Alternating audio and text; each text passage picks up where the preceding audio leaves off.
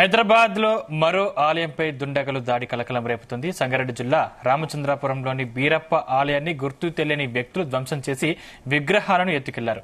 ఈ ఘటనపై హిందూ సంఘాలు ఆగ్రహం వ్యక్తం చేస్తున్నాయి. 1972లో నిర్మించుకున్న బీరప్ప ఆలయంలో ప్రతి 5 ఏళ్లకోసారి బీరప్ప జాతర ఘనంగా నిర్వహించుకోవడం ఆనవాయితీగా వస్తోందన్నారు. మహిమ ఉన్న బీరప్ప ఆలయాన్ని ఎవరో గుర్తు తెలియని వ్యక్తులు ధ్వంసం చేయడం దారుణమన్నారు. హిందువుల మనోభావాలను దెబ్బతీసేలా వ్యవహరించిన వారిని గుర్తించి కఠిన చర్యలు తీసుకోవాలని ప్రభుత్వాన్ని డిమాండ్ చేశారు.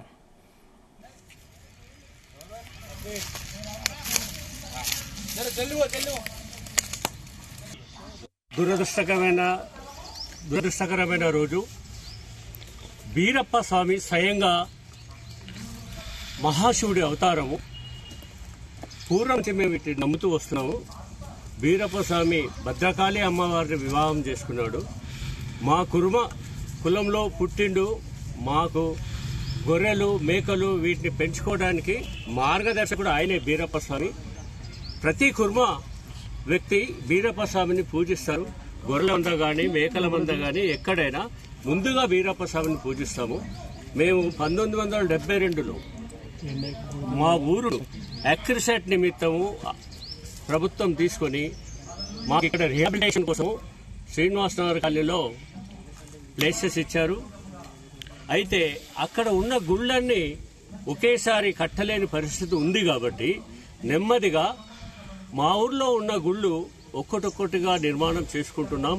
బీరప్ప స్వామి గుడి నిర్మించలేకపోయినాం. ఈ మధ్యనే చిన్న గుడి 5 స్క్వేర్ ఫీట్ల లోపల 5 లేదా 6 స్క్వేర్ ఫీట్ల లోపల నిర్మాణం చేయడం జరిగింది. అది కూడా హై టెన్షన్ వైర్ కింద.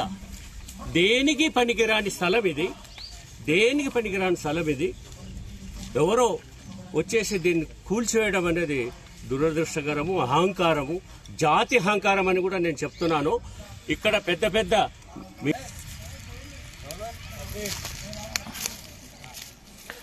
ఇంకా హైదరాబాద్ లో మరో ఆలయంపై దుండగుల దాడి కలకలం రేపుతుంది.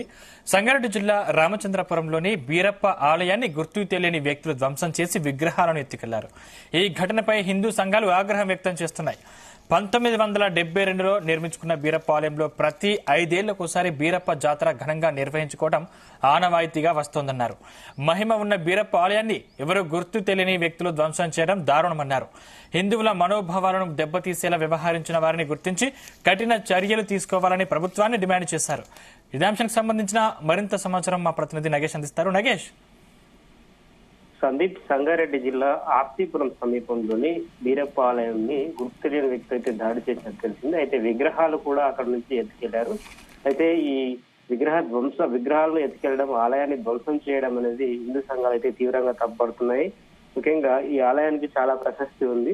1992లో ఎవరైతే కుర్మ సంఘం నాయకులు అయితే ఇది నిర్మించడం జరిగింది.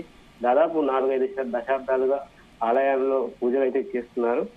నిన్న రాత్రి ఈ విధంగా జరగడం అనేది కొంత అక్కడలో వారికి ఆందోళన కలిగిస్తుందని చెప్పుకోవచ్చు.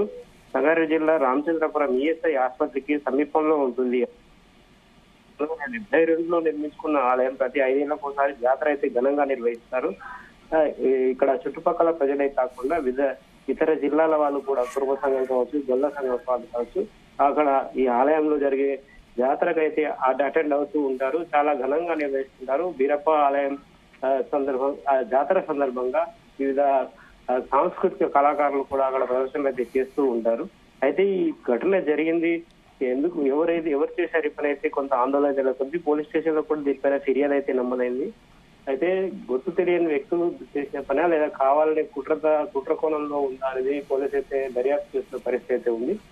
ఆలయంపై దాడి చేయడమే కాకుండా విగ్రహాలు కూడా అక్కడ నుంచి ఎత్తుకెళ్లడం అంటే కొంత అక్కడ స్థానికంగా ఆందోళన కలిగిస్తుందని చెప్పుకోవచ్చు. ముఖ్యంగా గొల్ల కుర్మ సంఘాలకు సంబంధించిన ప్రధాన ఆలయం కావడంతో అక్కడ ఆయా సంఘం నేతలైతే స్థానికంగా కొంత ఇబ్బందికరంగా పరిస్థితి ఉంది. ముఖ్యంగా ఈ పని చేసిన వ్యవహారంలో ఏదైనా కుట్ర కోణం ఉందా, లేదంటే ఆలయాన్ని ధ్వంసం చేసి ఆ ఏరియాలో ఏదైనా ఇతర నిర్మాణాలకు ప్లాన్ చేశారని చెప్పి అయితే అనుమానాలు అయితే వ్యక్తమవుతూ ఉన్నాయి. రామచంద్రపురం ఈఎస్ఐ ఆసుపత్రి దగ్గరలో ఉన్న ఈ ఆలయానికి చాలా కాలంగా భక్తులు వస్తూ ఉంటారు. అయితే జాతర ప్రతి 5 ఏళ్లకు ఒకసారి జరుగుతూ ఉంటుంది. జాతర సందర్భంగా భారీ ఏర్పాట్లు అయితే చేస్తారు. సాధారణంగా అయితే ఈ ఆలయానికి అక్కడ పూజారి మాత్రమే వారానికి 2 సార్లు 3 సార్లు వెళ్ళి పూజలు అయితే నిర్వహిస్తారు. ఆలయాన్ని శుద్ధి చేయడం, తర్వాత ఆలయ ప్రధాన పూజారి అయితే ఉంటారు. కానీ రెగ్యులర్ గా కొంత యాక్టివిటీ ఉండకపోవడం అనేది విగ్రహ ధ్వంసం తర్వాత ఎత్తుకెళ్ళడం అని తెలిసినట్టుగా మనకు సమాచారం అందుతుంది. అయితే పోలీసులు ఈ కోణంలో కూడా దర్యాప్తు చేస్తున్నారు.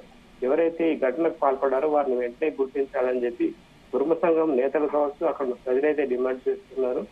ఈ తరచూ ఇలాంటి ఘటనలు అంటే సంగారెడ్డి జిల్లా తర్వాత హైదరాబాద్ శివారు ప్రాంతాల్లో ఆలయాల ధ్వంసం తర్వాత విగ్రహాలను అపహరించడం అనేది జరుగుతుంది. ఈ నేపథ్యంలోనూ ఎవరైతే గతంలో ఇలాంటి పనులు చేసిన వారు పాత నిధులు చేశారా లేదంటే ఏదైనా కావాలనే కుట్ర కోణంలో ఈ పని జరిగిందా అని చెప్పి అలా పోలీసులు అయితే దర్యాప్తు చేస్తున్నారు.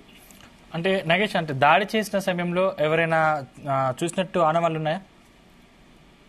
అయితే ఇప్పటి వరకు పోలీసులు ప్రాథమిక దర్యాప్తులో ఎవరినైతే ఐడెంటిఫై చేయలేదు. ఇది రాత్రి సమయంలో జరిగిందా లేదంటే తెల్లవారుజామున జరిగిందా అనేది తెలియాల్సి ఉంది. కానీ ఈ కొద్దిగా అటువైపుగా వెళ్ళిన వాళ్ళు ఆ ఆలయ ధ్వంసాన్ని గుర్తించి అక్కడ స్థానికులను చెప్పడంతో కుటుంబ సంఘం నాయకులకు విషయం తెలిసింది. దీంతో ఎవరైతే జాతర నిర్వహిస్తూ ఉంటారో వాళ్ళు అక్కడికి వచ్చి పరిశీలించి అక్కడ ఏ విగ్రహాలు ఎత్తుకెళ్లారు, తర్వాత ఆలయ ధ్వంసం సమయంలో ఏ ఆభరణాలు ఎత్తుకెళ్లారా లేదంటే అక్కడ ఉన్న గోల్డ్ కానీ ఇతర వస్తువులు ఏమన్నా చోరీకి గురాయని చెప్పి పోలీసులు అయితే దర్యాప్తు చేస్తున్నారు. స్థానికంగా ఎవరు అనేది ఇంకా తెలియలేదు. ఎవరు దాడికి పాల్పడి ఉంటారనేది అయితే పోలీసులు దర్యాప్తు చేయాల్సిన అవసరం ఉంది.